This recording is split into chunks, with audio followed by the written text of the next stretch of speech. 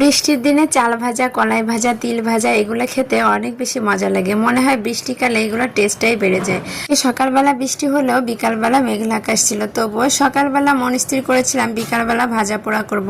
তো মেঘলা দিনেও কিন্তু ভাজা পোড়া খেতে বেশ ভালোই লাগে। তো আমি এখানে কলাই ভাজা আর চাল ভাজাটা করে নিয়েছিলাম। কলাই ভাজাটা জীবনে বহুতবার খেয়েছি, তবে কখনো নিজের হাতে ভাজা ট্রাই করিনি।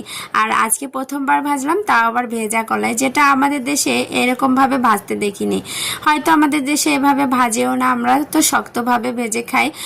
অনেকে পছন্দ করে শক্তভাবে, অনেকে করে না বলে খায়ও না।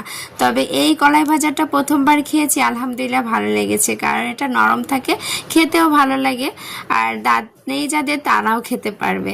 এই তো আমি চাল ভাজাটাও করে নিলাম। এগুলা ভাজা বেশ সহজই, কারণ অল্প সময়ে খুব সুন্দরভাবে ভেজে নেওয়া যায়, খেতেও দারুণ লাগে। এই তো আমার চাল ভাজা, কলাই ভাজা কমপ্লিট।